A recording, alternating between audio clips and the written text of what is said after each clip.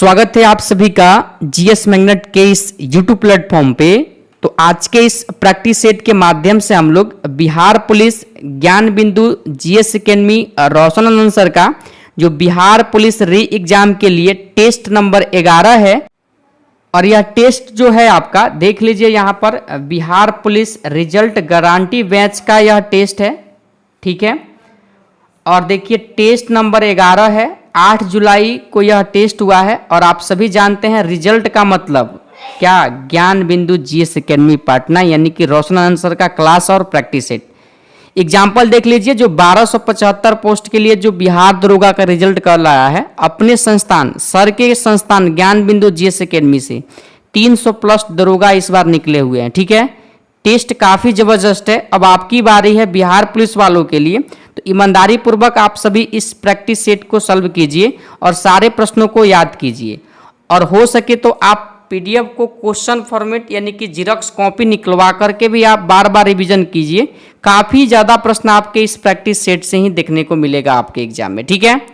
अगर आपका प्रश्नों पर पकड़ हो जाता है तो कोई भी प्रश्न गलत ना कीजिएगा, अधिकतर चांस रहेगा कि गलत ना हो, ठीक है। और आप आसानी से एग्जाम क्लियर कर लीजिएगा, फाइनल सिलेक्शन आपका बिहार पुलिस में हो जाएगा, ठीक है। तो आइए हम लोग ज़्यादा समय व्यर्थ ना करते हुए आज के सेशन को शुरू करते हैं। सेशन शुरू करने से पहले अगर आप इस चैनल पर नए हैं और चाहते हैं ज्ञान बिंदु जीएस एकेडमी और रोशनानंद सर के जो बिहार पुलिस के लिए टेस्ट है फ्री ऑफ कॉस्ट सॉल्व करना, जरूर आप चैनल को सब्सक्राइब कर लीजिएगा ताकि हर एक क्लास का नोटिफिकेशन आपको आपके फोन पर मिले, ठीक है। तो आइए आज के क्लास को शुरू करते हैं। पहले प्रश्न को सॉल्व करते हैं।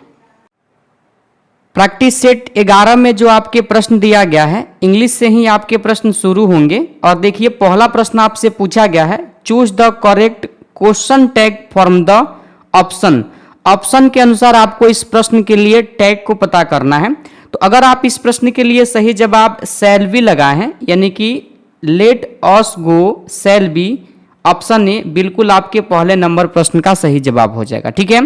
इंग्लिश के प्रश्नों पर ज़्यादा समय हम ना देंगे, इसलिए आप लोग शुरू में 5 से 7 प्रश्न का आंसर आप लोग मिला लीजिए। दूसरा प्रश्न पूछा गया है आपसे, make the adverb from the word यानी कि फास्ट का पूछा गया है। जो वर्ड आपको दिया गया है फास्ट FAST, तो यह फास्ट एडजेक्टिव और एडवर्ब दोनों है, ठीक है। इसलिए आपके 2 नंबर प्रश्न का सही जवाब ऑप्शन सी ही हो जाएगा, फास्ट। क्लियर। चलिए आगे मिलाइए अपना 3rd नंबर प्रश्न। आपका प्रश्न पूछा गया है, ए रिपोर्ट और अकाउंट इज एन। बताइए 3 नंबर प्रश्न के लिए आप क्या लगाए हैं। तो ध्यान रखिएगा ऑप्शन सी आपके 3 नंबर प्रश्न का सही जवाब हो जाएगा, ठीक है। शुरू में 5 से 6 प्रश्न आपका इंग्लिश का दिया गया है, आप सीधा आंसर आप लोग मिला लीजिए, ठीक है। चौथा प्रश्न आपसे पूछा गया है, common formats for report writing are. बताइए क्या होगा इस प्रश्न का सही जवाब। तो अगर आप ऑप्शन देखिए मेथड और इंट्रोडक्शन दोनों लगाए हैं, बिल्कुल आपके ऑप्शन सी ए और बी दोनों सही दिया गया है, ठीक है। 4 का सही जवाब ऑप्शन सी हो जाएगा, ध्यान रखिएगा। आगे देखिए 5वां नंबर प्रश्न पूछा गया है, change the word strength into main verb. आपसे मेन वर्ब पूछा गया है, तो मेन वर्ब के लिए आप सभी लोग ध्यान रखिएगा ऑप्शन नंबर सी को, सी आपके 5 नंबर प्रश्न का सही जवाब हो जाएगा, ठीक है। आगे देखिए आगे 6 नंबर प्रश्न पूछा गया है, चूज द मीनिंगफुल प्रेफिक्स। बताइए यहाँ पर डैश की जगह किसका उपयोग होगा। तो ध्यान रखिए इसको मीनिंग पूरा करना है आपको, ठीक है। तो ध्यान रखिएगा अगर बात किया जाए 6 नंबर प्रश्न के लिए तो आई एम बैलेंस हो जाएगा, ऑप्शन बी आपके 6 नंबर प्रश्न का सही जवाब, ठीक है। चलिए आगे देख लीजिए आप लोग 7वां नंबर प्रश्न है, the appropriate synonym of the verb achieve का आपसे पूछा गया है, अचीव इज। बताइए क्या होगा इसका साइनोनियम। तो ध्यान रखिएगा आप सभी लोग 7 नंबर प्रश्न के लिए सही जवाब ऑप्शन बी अटेन हो जाएगा, प्राप्त करना, ठीक है। आगे देखिए डायरेक्शन देके आपको प्रश्न पूछा गया है, 8 से 9 जो प्रश्न है आपको पैसेज दिया गया है, इसको रीड करना है। टॉपिक आपको दे दिया है काठमांडू। जब आप इस टॉपिक को पढ़ेंगे तो पढ़ करके इसका आंसर बताना है आप सभी को, ठीक है। उम्मीद करते हैं आप सभी पढ़ लिए होंगे, लेकिन यहाँ पर आप सीधा अपने प्रश्न का आंसर देखिए। 8 नंबर प्रश्न पूछा गया है, what type of city is Kathmandu. Type पूछा गया है। तो देखिए 8 के लिए सही जवाब जब आप पैसेज पढ़े होंगे तो आपको जरूर मिला होगा ऑप्शन बी। ऑप्शन बी आपके 8 का सही जवाब हो जाएगा। A religious city with narrow, ऐसा प्रश्न आपका 9 नंबर है। What does ring with a road imply, आपसे पूछा गया है। देखिए काठमांडू वाला जो टॉपिक है वहीं से यह भी प्रश्न दिया गया, ठीक है। अगर आप इस प्रश्न के लिए ऑप्शन बी लगाए हैं, it implies road around the dome, बिल्कुल आपके ऑप्शन बी हो जाएगा 9 नंबर प्रश्न का सही जवाब, ठीक है। अगला प्रश्न आपका 10 नंबर है। हर्ष शब्द के लिए उपयुक्त विलोम का चयन करें। अगर बात किया जाए उपयुक्त विलोम, विलोम के मतलब विपरीत शब्द आपसे पूछ रहा है, तो हर्ष का अर्थ होता है, ध्यान रखिएगा, खुशी। लेकिन बात किया जाए विषाद का अर्थ हो जाएगा दुख, तो हर्ष का विलोम हो जाएगा ऑप्शन डी, ध्यान रखिएगा, ठीक है। अगला प्रश्न है आपका 11 नंबर। अवयव कितने प्रकार के होते हैं। देखिए अवयव की बात किया जाए तो ऑप्शन बी को ध्यान रखिएगा 4 प्रकार के होते हैं। कौन कौन, तो क्रिया विशेषण एक हो जाएगा, संबंध बोधक अवयव हो जाएगा, समुच्चय बोधक अवयव हो जाएगा और विषयादि बोधक अवयव हो जाएगा, ठीक है। तो ये 4 भेद होते हैं अवयव के, आप लोग ध्यान रखिएगा। ऑप्शन बी में आपके 11 नंबर प्रश्न का सही जवाब दिया गया है। 12 नंबर प्रश्न है। सूरज निकला और पक्षी बोलने लगे, वाक्य में कौन सा पद समुच्चय बोधक अवयव यानी कि समुच्चय बोधक शब्द है। बताइए समुच्चय बोधक शब्द कौन सा हो जाएगा। तो ध्यान रखिएगा आप सभी लोग, ऑप्शन नंबर यानी कि 12 नंबर प्रश्न के लिए जो लोग भी सही जवाब ऑप्शन सी लगाए हैं, और बिल्कुल आपके इस प्रश्न का सही जवाब हो जाएगा, ठीक है। और ध्यान रखिएगा यहाँ पर समुच्चय बोधक अवयव किसे कहा जाता है, जो 2 शब्दों या वाक्यों को जोड़ने वाले संयोजक को क्या कहा जाता है, तो समुच्चय बोधक शब्द कहा जाता है, इस बात को ध्यान रखिएगा, ठीक है। तो सी आपके 12 नंबर प्रश्न का सही जवाब होगा। अगर आप सी लगाए हैं बिल्कुल आपके प्रश्न का सही उत्तर है, ठीक है। 13 नंबर प्रश्न है। अविकारी शब्द कौन सा है। अविकारी कौन सा है। देखिए एक शब्द होता है विकारी और एक होता है अविकारी। तो अविकारी का अगर बात किया जाए तो ध्यान रखिएगा आप सभी लोग, 13 के लिए सही जवाब ऑप्शन नंबर डी, अवयव क्या है, अविकारी शब्द हो जाएगा, ठीक है। चलिए प्रश्न है 14 नंबर। अरे जरा इधर तो आ, वाक्य में कौन सा अवयव है। तो अवयव की बात किया जाए तो ध्यान रखिएगा विषयादि बोधक, ठीक है। ऑप्शन सी आपके 14 नंबर प्रश्न के लिए सही जवाब हो जाएगा, ठीक है। 15 नंबर प्रश्न पूछा गया है। सिक्का बदल गया कहानी के लेखक का नाम आपसे पूछा गया है। तो सिक्का बदल गया कहानी के लेखक ध्यान रखिएगा कृष्णा सोबती, ऑप्शन बी आपके 15 नंबर प्रश्न के लिए सही जवाब हो जाएगा, ठीक है, ध्यान रखिएगा। वही अगर मनु भंडारी का अगर आपसे पूछा जाता है एग्जाम में आपसे, मनु भंडारी का अगर आपसे पूछे तो ध्यान रखिएगा आपका बेटी और महाभोज, ठीक है। महादेवी वर्मा से संबंधित अगर आपसे प्रश्न पूछे, अगर आपसे यामा के रचयिता पूछे कौन है, तो महादेवी वर्मा का नाम आप सभी लोग ध्यान रखिएगा। अगला प्रश्न है 16 नंबर। ग्रेगिन कहानी का अन्य नाम आपसे पूछा गया है। तो ग्रेगिन कहानी का अन्य नाम अगर आपसे पूछा गया है तो ध्यान रखिएगा 16 के लिए अगर आप ऑप्शन सी लगाए हैं रोज, बिल्कुल आपके 16 नंबर प्रश्न का सही जवाब हो जाएगा, ठीक है। आगे देखिए 17 नंबर प्रश्न है। अगला प्रश्न है आपका 17 नंबर। सर्वप्रथम किसने संविधान निर्माण हेतु वयस्क मताधिकार की बात कही। आप याद कीजिए 1934 के बाद 1938 में पंडित जवाहरलाल नेहरू ने वयस्क मताधिकार की संविधान निर्माण के लिए बातें कही थी, ठीक है। ऑप्शन नंबर ए आपके 17 नंबर प्रश्न का बिल्कुल सही जवाब होगा, ध्यान रखिएगा। आगे देखिए 18 नंबर प्रश्न है। जम्मू और कश्मीर पुनर्गठन अधिनियम 2019 को राज्यसभा और लोकसभा से क्रमशः कब मंजूरी मिली थी। देखिए राज्यसभा से मंजूरी मिला था 5 अगस्त को और ध्यान रखिएगा लोकसभा से मंजूरी मिला था 6 अगस्त को। तो ऑप्शन नंबर डी में आपके 18 नंबर प्रश्न का सही जवाब दिया गया है, इस बात को आप लोग ध्यान रखिएगा, ठीक है। अगला प्रश्न है 19 नंबर। भारत में जनहित याचिका के जनक माने जाते हैं। तो जनहित याचिका के बारे में बात किया जाए तो ऑप्शन आप लोग देख लीजिए, ऑप्शन सी हो जाएगा 19 नंबर प्रश्न का सही जवाब जस्टिस PN भगवती, ठीक है। चलिए आगे देखिए अगला प्रश्न है आपसे पूछा गया है 20 नंबर। भारतीय संविधान के किस अनुच्छेद में राष्ट्रीय ध्वज के सम्मान की बात कही गई है? तो राष्ट्रीय ध्वज के सम्मान की बात कहा गया है अनुच्छेद 51 के क्लाउज को आप सभी ध्यान रखिएगा। ऑप्शन ए में आपके 20 नंबर प्रश्न का सही जवाब दिया गया। ठीक है, 21 नंबर प्रश्न को देख लीजिए। जेबी यानी कि पॉकेट बिट्टू का प्रयोग भारतीय डाक संशोधन विधेयक के संदर्भ में किस राष्ट्रपति ने किया था? तो ध्यान रखिएगा, ज्ञानी जैल सिंह ने किया था। पॉकेट बिट्टू का प्रयोग ज्ञानी जैल सिंह ने किया था और यहीं पर ध्यान रखिएगा, और इन्होंने 1986 में अपने इस अधिकार का प्रयोग किया था। इस बात को भी आप लोग ध्यान रखिएगा। 22 नंबर प्रश्न है, प्रथम विश्व हिंदी दिवस मनाया गया था। प्रथम विश्व हिंदी दिवस कहाँ पर मनाया गया था? आपसे जगह का नाम दिया गया है, आपसे पूछा गया है। तो ध्यान रखिएगा, महाराष्ट्र के नागपुर में मनाया गया था। ऑप्शन डी आपके 22 नंबर प्रश्न का सही जवाब होगा, ध्यान रखिएगा। और ध्यान रखिएगा, यह 10 जनवरी 1975 को मनाया गया था यहाँ पर। ठीक है, तो ऑप्शन डी आपके 22 नंबर प्रश्न का सही जवाब हो जाएगा। चलिए अगला प्रश्न है 23 नंबर, राष्ट्रीय आपात की उद्घोषणा का संकल्प प्रत्येक सदन द्वारा पारित होना आवश्यक है। ध्यान रखिएगा, राष्ट्रीय आपात अनुच्छेद 352 के तहत लगता है और यहाँ पर पारित यानी कि समर्थन पूछ गया है।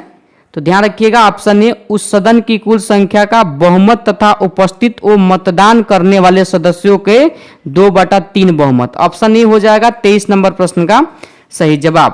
अगला प्रश्न है 24 नंबर, किस अनुच्छेद के तहत संचित निधि में से राज्य को अनुदान यानी कि सहायता दी जानी चाहिए? अनुच्छेद पूछा है। ऑप्शन सी ध्यान रखिएगा, यह प्रावधान अनुच्छेद 275 में किया गया। ठीक है, अगला प्रश्न है 25 नंबर, डाक पत्र के माध्यम से मताधिकार प्रयोग करने की सुविधा देना क्या कहलाता है? बताइए इसे क्या कहा जाता है? ध्यान रखिएगा आप लोग, पोस्टल बैलेट कहा जाता है। ऑप्शन बी आपके 25 नंबर प्रश्न का सही जवाब हो जाएगा। ठीक है, 26 नंबर प्रश्न है आपका, भारत के राज्य चिन्ह के दोनों ओर पशु है, किस प्रकार के पशु है? आपसे प्रश्न पूछा गया है। तो ध्यान रखिएगा, ऑप्शन नंबर 26 नंबर प्रश्न के लिए दाईं ओर सांड है और बाईं ओर घोड़ा है। ऑप्शन डी आपके 26 नंबर प्रश्न का सही जवाब होगा, ध्यान रखिएगा। ठीक है, चलिए आगे मिलाइए। 27 नंबर प्रश्न दिया है, निम्नलिखित में से किस फसल में सर्वाधिक तेल की मात्रा होती है? सर्वाधिक तेल की मात्रा पूछा गया है, सोयाबीन। आप सभी ध्यान रखिएगा, आपके बिहार पुलिस में पूछा भी गया है यह प्रश्न। ऑप्शन बी आपके 27 नंबर प्रश्न का सही जवाब हो जाएगा। ठीक है, अगला प्रश्न है 28 नंबर, भेड़ से ऊन उतारने के सबसे उपयुक्त मौसम कौन सा होता है? सबसे उपयुक्त मौसम आपसे पूछा गया है। तो ध्यान रखिएगा, सर्दी के बाद आप उतार सकते हैं भेड़ से ऊन। ठीक है, ऑप्शन ए आपके 28 नंबर प्रश्न का सही जवाब हो जाएगा। ठीक है, 29 नंबर प्रश्न दिया गया है, वाष्पोत्सर्जन के लिए पौधे की निम्नलिखित संरचनाओं में से कौन जिम्मेदार है? तो देखिए, वाष्पोत्सर्जन के लिए पत्तियों में उपस्थित आप लोग ध्यान रखिएगा, यानी कि रंध्र हो जाएगा। क्या हो जाएगा? रंध्र। ऑप्शन नंबर सी आपके 29 नंबर प्रश्न का सही जवाब हो जाएगा। ठीक है, आगे देखिए 30 नंबर प्रश्न है, ऑक्सेनोमीटर का प्रयोग करते हैं, किस कार्य के लिए करते हैं? तो ध्यान रखिएगा, ऑप्शन नंबर यानी कि 30 नंबर प्रश्न के लिए तो इसका उपयोग वृद्धि दर को मापने में किया जाता है। ध्यान रखिएगा, इंपोर्टेंट प्रश्न है। ऑप्शन बी आपके 30 नंबर प्रश्न का सही जवाब हो जाएगा। प्रश्न 31 नंबर, निम्न में से कौन मानव जनित जीनोम का एक उदाहरण है? ध्यान रखिएगा, इस मानव जनित जीनोम को एंथ्रोम्स भी कहा जाता है। ध्यान रखिएगा आप लोग। ठीक है, 31 के लिए अगर आप ऑप्शन डी लगाए हैं फसली भूमि, बिल्कुल आपके ऑप्शन डी होगा 31 नंबर प्रश्न का सही जवाब। ठीक है, 32 नंबर प्रश्न है, भूख लगने पर कोई व्यक्ति सर्वप्रथम उपयोग करता है अपनी, किसका उपयोग करता है? तो देखिए, उपयोग जो करता है ऑप्शन ए को ध्यान रखिएगा, ग्लाइकोजन को करता है। ऑप्शन नंबर ए आपके 32 नंबर प्रश्न का सही जवाब हो जाएगा। ठीक है, आगे देखिए 33 नंबर प्रश्न है, शुष्कासिकोप मनुष्यों में किस विटामिन की कमी से होता है? कमी पूछा गया है, तो ध्यान रखिएगा आप लोग, ऑप्शन सी विटामिन ए की कमी से होता है। ध्यान रखिएगा, ऑप्शन नंबर ए। एस्कॉर्बिक हो जाएगा आपके विटामिन सी की कमी से, और रिकेटस होता है बच्चों में विटामिन डी की कमी से। इस बात को आप लोग ध्यान रखिएगा। जबकि विटामिन के जो होता है रक्त को थक्का बनाने में मदद करता है। इस बात को आप लोग ध्यान रखिएगा। अगला प्रश्न है 34 नंबर, मेइबोमियन ग्रंथि किसमें स्थित होती है? आंख में होता है या कान में? तो ध्यान रखिएगा आप सभी लोग, ऑप्शन ए आंख में होता है। ठीक है, ऑप्शन नंबर ए होगा 34 नंबर प्रश्न का सही जवाब। 35 नंबर प्रश्न है, श्वेत प्लेग को आमतौर पर किस नाम से जाना जाता है? बीमारी का नाम है, ध्यान रखिएगा आप लोग, ऑप्शन सी क्षय रोग को ही कहा जाता है श्वेत प्लेग। ठीक है, ऑप्शन सी आपके 35 नंबर प्रश्न का सही जवाब हो जाएगा। 36 नंबर प्रश्न है, बिहार के निम्न में से किस स्थान पर सजावटी ग्रेनाइट पाई जाती है? सजावटी ग्रेनाइट का अगर बात किया जाए तो ध्यान रखिएगा भागलपुर, बांका, नवादा इसके लिए क्या है? प्रसिद्ध है। ठीक है, आगे देखिए 37 नंबर जो आपका प्रश्न है, बिहार के किस जिले में अब्रक मुलक मिट्टी पाई जाती है? अब्रक मुलक मिट्टी आपसे पूछा गया है प्रश्न, ध्यान रखिएगा आप सभी लोग। 37 नंबर प्रश्न के लिए नवादा इस प्रश्न का सही जवाब हो जाएगा, ऑप्शन नंबर बी। ठीक है, चलिए आगे देखिए 38 नंबर प्रश्न है, निम्न में से कौन सा एक खनिज लौह अयस्क नहीं है? तो देखिए अगर खनिज लौह अयस्क अगर आपसे पूछा गया है तो ध्यान रखिएगा 38 नंबर प्रश्न के लिए जो लोग भी ऑप्शन सी टीन लगाए हैं बिल्कुल आपके प्रश्न का सही जवाब हो जाएगा। यह टीन क्या हो जाएगा? तो ये आपका लौह खनिज नहीं होगा, बाकी टंगस्टन, क्रोमाइट, वेनेडियम ये क्या हो जाएंगे? लौह खनिज हो जाएंगे। ठीक है, 39 नंबर प्रश्न है, विश्व में सूती वस्त्र के उत्पादन में प्रथम स्थान आपसे पूछा गया है, तो प्रथम स्थान जिस देश का है ध्यान रखिएगा चीन का हो जाएगा, ऑप्शन नंबर डी। ठीक है, 40 नंबर प्रश्न है, तकनीक यानी कि जीपीएस असत्य मिलान का चयन करें। असत्य मिलान का चयन करना है 40 नंबर प्रश्न में, तो ध्यान रखिएगा आप सभी लोग 40 नंबर प्रश्न के लिए देखिए QZSS जापान से संबंधित है, बिल्कुल सही है। गैलीलियो यूरोपीय यूनियन से, IRNS भारत से, लेकिन बात किया जाए ग्लोनास का तो यह चीन से संबंधित नहीं है, इस बात को ध्यान रखिएगा आप लोग। ग्लोनास का संबंध हो जाएगा जापान से न कि चीन से। ऑप्शन बी आपके असत्य पूछा है, 40 नंबर प्रश्न का सही जवाब होगा। ठीक है, आगे देखिए 41 नंबर प्रश्न है, हरान समान जनसंख्या का पिरामिड निम्न में से कैसा होता है? हरान समान आपसे पूछा गया है, तो ध्यान रखिएगा आप सभी लोग, ऑप्शन ए नीचे की ओर संकीर्ण तथा शीर्ष सुंडाकार, ऑप्शन ए आपके बिल्कुल 41 का सही जवाब हो जाएगा। 42 नंबर प्रश्न है, भारत में प्रथम दिया सलाई कारखाने की स्थापना कब मतलब किस वर्ष हुई? तो दिया सलाई कारखाने की स्थापना का अगर बात किया जाए तो ध्यान रखिएगा आप सभी लोग, ऑप्शन नंबर सी को 1921 में हुआ था। ठीक है, और इसके लिए आप लोग याद रखिए अहमदाबाद जो कहां पड़ता है? गुजरात में हुआ था 1921 में। ठीक है, 43 नंबर प्रश्न है, पश्चिम मध्य रेलवे का मुख्यालय आपसे पूछा गया है, तो पश्चिम मध्य रेलवे का मुख्यालय देखिए आपके एग्जाम में मुख्यालय जो रेलवे का है ना, एक प्रश्न कन्फर्म में रहेगा। यहाँ पर पश्चिम पूछा गया है, एक बार आप लोग डिस्कशन को अच्छे से देख लीजिएगा, वहां से सारे मुख्यालय दिए गए हैं, वहां याद कर लीजिएगा। ठीक है, एक प्रश्न यहां से जरूर आपके एग्जाम में रहेगा। पश्चिम मध्य रेलवे का मुख्यालय का बात किया जाए तो ध्यान रखिएगा 43 के लिए जो लोग भी ऑप्शन नंबर यानी कि बी लगाए हैं जबलपुर, बिल्कुल आपके 43 नंबर प्रश्न का सही जवाब हो जाएगा। ठीक है, जो ऑप्शन नंबर बी में दिया गया है। अगर यहां से एक प्रश्न आपसे पूछे कि वर्तमान में भारत में कितने रेलवे जोन है, तो याद रखिएगा 18 पूछा गया है आपके बिहार पुलिस के एग्जाम में प्रश्न। ठीक है, अगला प्रश्न है 44 नंबर, आधुनिक पद्धति एवं व्यवस्थित ढंग से सर्वप्रथम जनगणना किस देश में हुई थी? तो याद कीजिए, हम बताए भी हैं इसको, 1749 में स्वीडन में हुआ था। ऑप्शन डी आपके 44 नंबर प्रश्न का सही जवाब हो जाएगा। ठीक है, 45 नंबर प्रश्न है, वर्तमान में कौन सा राज्य भारत में सर्वाधिक सूती वस्त्र मिलों वाला राज्य है? सर्वाधिक सूती वस्त्र मिलों वाला राज्य अगर देखा जाए वर्तमान समय में तो याद रखिएगा तमिलनाडु। तमिलनाडु जो आपके 45 नंबर प्रश्न का सही जवाब ऑप्शन सी में दिया गया। ठीक है, आगे देखिए अगला प्रश्न है 46 नंबर, मिक गैस मिसाइल आइसोसाइनाइड का रासायनिक सूत्र आपसे पूछा गया है, तो ध्यान रखिएगा 46 नंबर के लिए CH3NCO, ऑप्शन नंबर ए आपके 46 नंबर प्रश्न का सही जवाब होगा। ठीक है, अगला प्रश्न है 47 नंबर, निम्न में से किस जहरीले गैस का प्रयोग द्वितीय विश्व युद्ध में रासायनिक हथियार के रूप में किया गया था? जहरीली गैस यहां पर पूछा गया है, तो ध्यान रखिएगा द्वितीय विश्व युद्ध में जो हुआ था 47 नंबर प्रश्न के लिए ऑप्शन नंबर सी ल्यूसाइट। और द्वितीय विश्व युद्ध कब शुरू हुआ? तो 1 सितंबर 1939 को शुरू हुआ और 2 सितंबर 1945 तक यह युद्ध चला था। यह भी आप लोग ध्यान रखिएगा। आगे देखिए 48 नंबर प्रश्न है, निम्न में से किसको सर्वप्रथम विलियमसन संश्लेषण विधि द्वारा संश्लेषित किया था? पढ़ लीजिए एक बार 48 नंबर प्रश्न को एक बार और आप लोग, ठीक है। अगर आप 48 नंबर प्रश्न के लिए ऑप्शन बी लगाए हैं, डाई इथाइल ईथर, बिल्कुल आपके ऑप्शन बी हो जाएगा 48 नंबर प्रश्न का सही जवाब, ठीक है। 49 नंबर प्रश्न है, निम्न में से किसे पैराफिन भी कहा जाता है? पैराफिन के नाम से किसे जाना जाता है? तो पैराफिन के नाम से एल्केन को जाना जाता है। इसका सूत्र होता है CnH2n+2 होता है, ध्यान रखिएगा आप लोग, ऑप्शन नंबर ए, ठीक है। चलिए आगे देखिए 50 नंबर प्रश्न है आपका, क्रूक्स कांच का निर्माण निम्न में से किसके संगठन से होता है? बताइए, ऑप्शन आप लोग देख लीजिए यहाँ पर, ऑप्शन जो दिया गया है इसके लिए ध्यान रखिएगा, यानी कि 50 नंबर प्रश्न के लिए सही जवाब सेरियम ऑक्साइड और सिलिका, ऑप्शन डी में आपके 50 का सही जवाब दिया गया, ठीक है।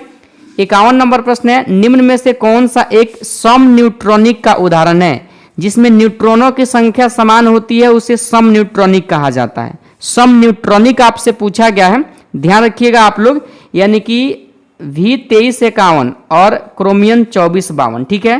तो 51 में से 23 को अगर आप घटाइएगा तो आपका यहाँ पर 28 उत्तर आएगा और यहाँ पर 52 में से 24 को घटाइएगा तो यहाँ पर 28 उत्तर आ जाएगा। तो 28 से 28 बराबर न्यूट्रॉन है, तो ऑप्शन सी आपके 51 का सही जवाब होगा, ठीक है। 52 नंबर प्रश्न है, बीटा कणों तथा अल्फा कणों के वेग का अनुपात आपसे पूछा गया है, ठीक है। सेट के प्रश्न थोड़ा सा टफ तो है ही, लेकिन आप लोग इसको लगाइए ईमानदारी पूर्वक, प्रश्न यहीं से आपको फंसेगा। जैसा देखे ना बिहार दरोगा में कितना रिजल्ट हुआ है अपने संस्थान से, ठीक है, यानी कि ज्ञान बिंदु GS एकेडमी से, ठीक है। 52 का सही जवाब अगर आप ऑप्शन नंबर ध्यान रखिएगा ए लगाए हैं 9:1, बिल्कुल आपके 52 का सही जवाब हो जाएगा, ठीक है। 53 नंबर प्रश्न है, निम्न में से किसको नाइट्रोलियम कहते हैं? नाइट्रोलियम किसको कहते हैं? अगर आप ऑप्शन बी लगा है कैल्शियम साइनामाइड, बिल्कुल आपके ऑप्शन बी हो जाएगा 53 नंबर प्रश्न का सही जवाब, ठीक है। 54 नंबर प्रश्न है, टीन की अधिक मात्रा युक्त कांसा को क्या कहते हैं? बताइए 54 का सही जवाब क्या होगा? तो श्वेत कांसा कहा जाता है, ऑप्शन सी को ध्यान रखिएगा 54 नंबर प्रश्न के लिए, ठीक है। 55 नंबर प्रश्न है, अर्थव्यवस्था के चतुर्थक क्षेत्र के अंतर्गत आने वाली गतिविधियां है। चतुर्थक क्षेत्र आपसे पूछा गया है, सूचनाओं का संग्रहण आप लोग ध्यान रखिएगा, ऑप्शन नंबर सी, ठीक है। 56 नंबर प्रश्न है, यदि दो वस्तुएं स्थानापन्न है जैसे चाय और कॉफी, उसके बीच की अनुप्रस्थ यहां देख लीजिए लोचशीलता होती है, धनात्मक होता है या ऋणात्मक होता है या शून्य होता है? तो ध्यान रखिएगा धनात्मक होता है, ऑप्शन नंबर सी आपके 56 नंबर प्रश्न का सही जवाब हो जाएगा। 57 नंबर प्रश्न पूछा गया है आपसे, एक फर्म का संतुलन कब स्थापित होता है? तो फर्म का संतुलन ध्यान रखिएगा उत्पादन के द्वितीय चरण में होता है, ऑप्शन नंबर बी, ठीक है। 58 नंबर प्रश्न है, भारत में एक वित्तीय वर्ष की अवधि क्या है? तो 1 अप्रैल से 31 मार्च, ऑप्शन सी आपके 58 का सही जवाब हो जाएगा, ठीक है। आगे देखिए 59 नंबर प्रश्न है आपका, वर्ष 2030 तक विश्व के प्रत्येक देश को सतत विकास लक्ष्यों के तहत कुल कितने लक्ष्यों और उद्देश्यों को प्राप्त करना है? तो लक्ष्य और उद्देश्य का बात किया जाए तो ध्यान रखिएगा 17 वैश्विक लक्ष्य और 169 उद्देश्य, ऑप्शन बी में आपके 69 नंबर प्रश्न का 59 नंबर प्रश्न का। अगला प्रश्न है आपका, आयुष्मान भारत प्रधानमंत्री जन आरोग्य योजना के कार्यान्वयन के लिए नोडल एजेंसी निम्न में से कौन है? तो नोडल एजेंसी का बात किया जाए तो ध्यान रखिएगा आप लोग 60 नंबर प्रश्न के लिए ऑप्शन नंबर डी राष्ट्रीय स्वास्थ्य प्राधिकरण यानी कि NHA, और यह योजना आप लोग ध्यान रखिएगा जो आपका जन आरोग्य यानी कि प्रधानमंत्री जन आरोग्य योजना है, यह 2018 में ध्यान रखिएगा आप लोग स्वास्थ्य और परिवार कल्याण मंत्रालय के द्वारा लॉन्च किया गया, ठीक है। चलिए 61 नंबर प्रश्न देखिए, स्टैंड अप इंडिया को शुरू किया गया था, स्टैंड अप इंडिया को किसके द्वारा शुरू किया गया था? तो ऑप्शन बी वित्त मंत्रालय, ध्यान रखिएगा। आगे देखिए आपका 62 नंबर प्रश्न है, क्षेत्रीय ग्रामीण बैंक में केंद्र सरकार, राज्य सरकार और प्रवर्तक बैंक निवेश करते हैं, बताइए किस अनुपात में करते हैं? तो तो ध्यान रखिएगा 50, 15 और 35 के अनुपात में करते हैं, ऑप्शन नंबर डी। ठीक है, आगे देखिए 63 नंबर प्रश्न है, लघु पतन के समय परिपथ में धारा पर क्या प्रभाव पड़ता है। परिपथ में धारा पर देखा जाए तो ध्यान रखिएगा धारा अत्यधिक बढ़ जाती है, जिससे क्या होता है, लघु पतन होता है। ऑप्शन सी आपके 63 नंबर प्रश्न का सही जवाब होगा। ठीक है, अगला प्रश्न है 64 नंबर, सरल आवर्त गति में एक सरल लोलक के लिए निम्नलिखित कथनों में से कौन सही है। निम्नलिखित कथनों में से सही उत्तर बताना है। तो ध्यान रखिएगा ऑप्शन ए, मध्य स्थिति में गतिज ऊर्जा क्या होती है, अधिकतम होती है। क्लियर, चलिए आगे देखिए 65 नंबर प्रश्न को आप लोग, उत्प्लावकता निम्न में से क्या है, बताइए क्या है उत्प्लावकता। तो 65 के लिए सही जवाब ऑप्शन बी को ध्यान रखिएगा, ऊर्ध्वमुखी बल। ऑप्शन बी आपके 65 नंबर प्रश्न का सही जवाब हो जाएगा।